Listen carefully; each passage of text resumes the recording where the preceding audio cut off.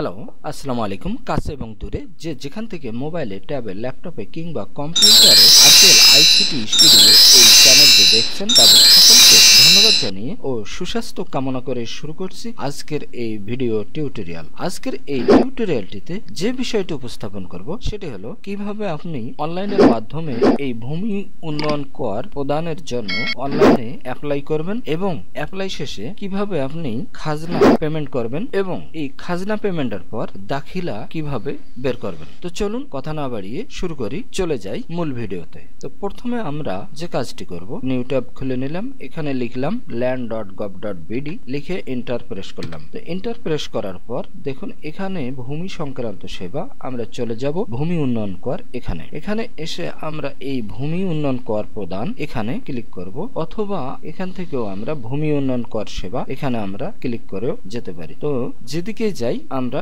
এই জায়গায় আমরা চলে আসব, এখান থেকে আমরা এই ভূমি উন্নয়ন কর প্রদান এখানে ক্লিক করব। করার পর আমরা চলে যাব, এই রকম একটি লগ ইন পেজ পাবো। এখানে এসে যদি আমাদের অ্যাকাউন্টটি রেজিস্ট্রেশন করা থাকে তাহলে আমরা মোবাইল নম্বর এবং পাসওয়ার্ড এবং এই ক্যাপচাটি পূরণ করে আমরা লগ ইনে ক্লিক করব। আর যদি আমাদের অ্যাকাউন্ট রেজিস্টার করা না থাকে তাহলে আমরা এই যে নিচের দিকে রেজিস্টারে ক্লিক করে আমরা একটি অ্যাকাউন্ট রেজিস্ট্রেশন করব। তো অ্যাকাউন্ট রেজিস্ট্রেশন করার জন্য আমাদেরকে অবশ্যই এই আইডি কার্ড অনুযায়ী নাম, মোবাইল নম্বর এবং এইটি দেওয়ার পর আমরা সাবমিটে ক্লিক করলে আমরা পরবর্তীতে একটি পেজ পাবো। সেই পেজটি পূরণ করে আমরা এই রেজিস্ট্রেশন সম্পন্ন করব। যেহেতু আমাদের অ্যাকাউন্ট করা রয়েছে আমরা লগ ইনে ক্লিক করলাম। তো লগ ইনে ক্লিক করার পর আমরা এখানে একটি মোবাইল নম্বর দেবো, পাসওয়ার্ড দেবো। তো মোবাইল নম্বরটি দিয়ে দিলাম, এখন আমি পাসওয়ার্ড লিখতেছি। তো এই পাসওয়ার্ডটি অবশ্যই আপনার যে কোনো একটি ক্যাপিটাল লেটার, স্মল লেটার এবং একটি সিম্বল অক্ষর এবং সংখ্যা এবং সর্বনিম্ন 8 সংখ্যা এবং ঊর্ধ্বে 12, 16 যে যেরকম পাসওয়ার্ড দিতে পারেন দিবেন। দেওয়ার পর আমরা এই ক্যাপচাটি পূরণ করব, TRYIFWD। দেওয়ার পর আমরা লগ ইনে ক্লিক করব। তো দেখুন লগ ইনে ক্লিক করার সাথে সাথে আমাদেরকে দেখুন আমি এই ব্যক্তির একটি অ্যাকাউন্ট আগে ক্রিয়েট করেছি। এখন এখান থেকে আমরা আমার প্রোফাইল, লগ আউট এগুলোতে আমরা যেতে পারি। তো এটি আমার একটি ভিডিও রয়েছে কিভাবে অ্যাকাউন্ট রেজিস্টার করতে হয় সেটি দেখে নেবেন। এখন এখানে ড্যাশবোর্ড এবং খতিয়ান, তো এই খতিয়ানে গিয়ে আমরা চলে যাব। তো দেখুন এই ব্যক্তির এই খতিয়ানগুলি আমি এখানে দাখিল করেছি। নতুন কোনো খতিয়ানের খাজনা দেওয়ার জন্য যে কোনো অ্যাকাউন্টে এইভাবে দেখার পর আমরা খতিয়ানে ক্লিক করব। খতিয়ানে ক্লিক করার পর আমরা যে খতিয়ানের খাজনা দেব সেই খতিয়ানটি আমরা এখানে অ্যাপ্লাই করব। তো আবেদনটি করার জন্য আমাদেরকে এই যে নতুন খতিয়ান তথ্য প্রদান করতে ক্লিক করব। আমরা এই জায়গায় এসে এখানে ক্লিক করব।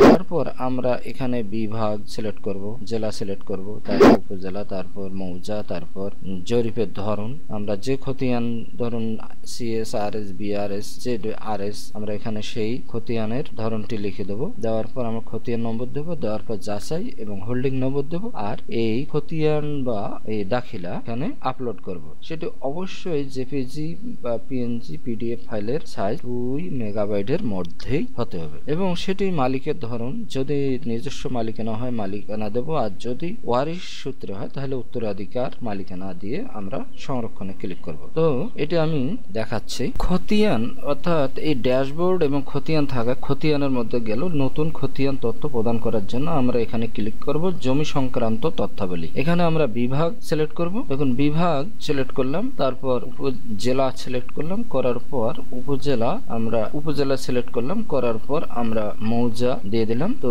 মৌজা আপনার এলাকার যে মৌজা আপনি সেটি দেবেন। তারপর আপনি জমির ধরন নির্বাচন করুন। এই দেখুন জমির ধরন নির্বাচন করলাম, করার পর খতিয়ান নম্বর দিয়ে দিলাম। দেওয়ার পর যাচাইকরণে ক্লিক করলাম।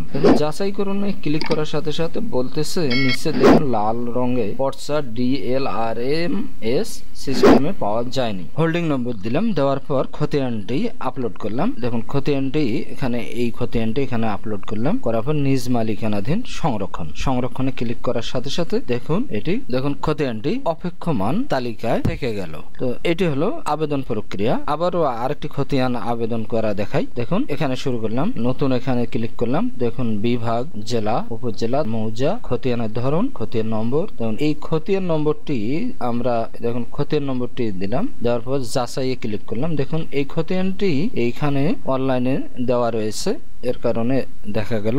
তারপর হোল্ডিং নম্বর দেওয়ার পর আমরা খতিয়ানটি দাখিল করার জন্য এখানে ক্লিক করব। করার পর আমরা এই খতিয়ানটি এখানে আপলোড করলাম। করার পর নিজ মালিকানা এখানে আমরা ক্লিক করার পর সংরক্ষণে ক্লিক করব। দেখুন সংরক্ষণে ক্লিক করার পর আবার চলে গেলাম। দেখুন এই যে খতিয়ান, এইটি আমরা এ পর্যন্ত আবেদন করতে পেরেছি। তো এবারে আবেদন শেষে আমরা যে কাজটি করব, দেখুন আমরা যে আবেদন করেছি খতিয়ানটি দেখতেছি। দেখুন এই যে এই চোখ আইকনটিতে ক্লিক করলে আমরা যে খতিয়ানটি আপলোড করেছি সেটি এখানে দেখাবে। তো এ পর্যন্ত আমরা শুধু খতিয়ানটির খাজনা দেওয়ার জন্য আবেদনে করলাম। এখন খাজনার জন্য খাজনা প্রদানের আবেদন হওয়ার 2-1 দিনের মধ্যেই আপনার ভূমি কর্মকর্তা কর্তৃক আপনার খতিয়ানের আবেদনটি অনুমোদিত হলে আপনি খাজনা দিতে পারবেন। তো সেটি কি রকম দেখুন, এই যে এখানে এর পূর্বে যে আবেদনটি করেছিলাম সেটিতে এই খাজনার আবেদনটি হওয়ার পর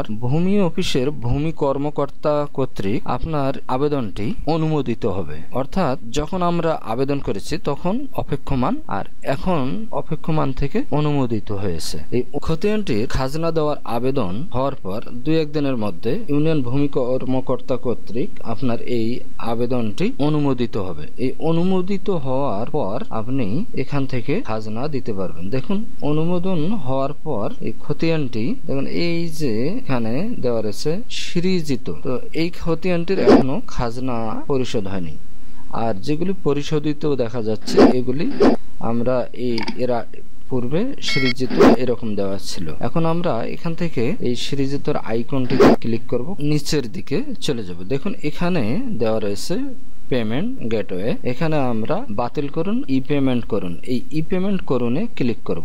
ই পেমেন্টে ক্লিক করার পর একটু অপেক্ষা করতে হবে। দেখুন এখানে উপায়, নগদ, বিকাশ, রকেট, ওটিসি, এই চালান, এই মোবাইল ব্যাংকিং গুলি দেওয়া রয়েছে। এখান থেকে আমরা যে কোনো একটি সিলেক্ট করে খাজনা দেব। আমি এখানে নগদকে সিলেক্ট করলাম, করার পর পরবর্তীতে চলে যাব। তো নগদ দিয়ে পরবর্তীতে ক্লিক করলাম। করার পর দেখুন এখানে নগদ অ্যাকাউন্ট নম্বরটি দিয়ে দিতে হবে। তো নগদ অ্যাকাউন্ট নম্বরটি দিলাম, দেওয়ার পর এই মোবাইলে একটি ভেরিফিকেশন কোড চলে গেছে। এই কোডটি এখানে আমরা বসাবো। দেখুন কোডটি বসানোর পর প্রসেসে ক্লিক করব। প্রসেসে ক্লিক করার পর দেখুন এখানে পিন কোড চাচ্ছে, আমরা এই 4 সংখ্যার পিন কোডটি দিয়ে দিলাম। দেওয়ার পর প্রসেসে ক্লিক করলাম, করার পর দেখুন প্রসেসিং হচ্ছে। প্রসেসিং হওয়ার সাথে সাথে দেখুন দাখিলাটি চলে এসেছে। তো এই দাখিলাটি আমরা এখন প্রিন্টে ক্লিক করব, করে আমরা এই দাখিলাটি প্রিন্ট নেব। তো এভাবে আমরা জমির খাজনা দেওয়ার আবেদন এবং খাজনা পরিশোধ এবং সর্বশেষে খাজনার রসিদ বা